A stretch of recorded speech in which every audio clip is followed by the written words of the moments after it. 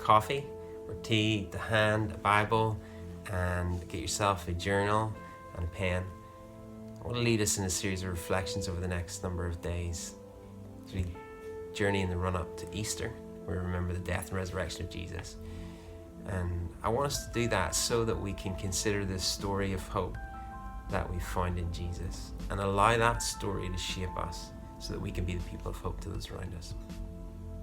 You probably realize we're in a moment of history. We're going to look back on this time, this pandemic, as something that has shaped and affected society as we know it, and it won't look the same again.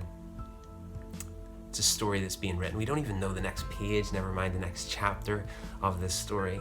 And we're hearing stories bombarded at us in the news, stories of trauma and pain and difficulty, and even some stories of courage and self-sacrifice in the middle of it. I want to ask you, what's the story that's shaping you, and is it a story of hope? And is the story that is the good news of Jesus that we read about in the Bible, the story that's shaping your day-to-day, your emotions, your thought patterns? And what if we were to let that be the reality for us as we lead the run-up to Easter, as we run up to Easter? I want to start with a part of the story. It's found in the book of Lamentations, which is after the prophet Jeremiah's book. And the prophet Jeremiah writes this, and it's in a time of real trauma and pain and suffering. But he writes this right in the middle of all that. Lamentations 3, verse 21. But this I call to mind, and therefore I have hope. The steadfast love of the Lord never ceases. His mercies never come to an end. They are new every morning. Great is your faithfulness. The Lord is my portion, says my soul. Therefore I will hope in him. It's in the middle of a time of trauma and great suffering.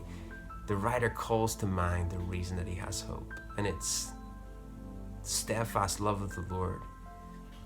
It never comes to an end. And it's that the mercy of the Lord never cease, that they're new every single day. And it's because of the faithfulness of the Lord that he can say, God is my trust, in him I have hope. And that's true of the story that we read about in Jesus. Jesus, the good news about him, reminds us that God's love is extravagant and it never ends. We know that God's mercy is being poured out over and over through the person of Jesus, that he offers us new life and hope, and that his faithfulness is demonstrated in the death and resurrection of his Son. Peter writes to the first believers that it's like we've been reborn into a living hope because of Jesus. And so this story that we read about is cause to hope. So how are you letting that good news story shape you at the moment, in the middle of a story of trauma and difficulty that's being written around us? And what if we were to connect with the story of Jesus in a new way, daily, in the run-up to Easter, so that this story of hope shaped us in a way that allowed us to share it with others? I'm going to lead us into a time of prayer, and I want us, you and I, to connect with Jesus and to spend some time with him. And I want you to take your journal and just spend some time in quiet. And I'd love you to finish with this statement: the reason I have hope is, and I want you to write down what comes to mind, what you're calling to mind.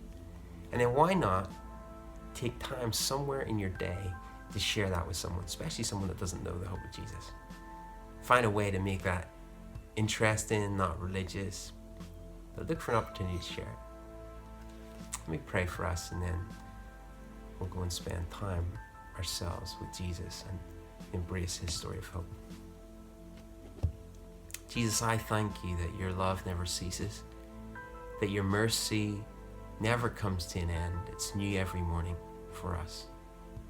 And that your faithfulness means that we can trust in you.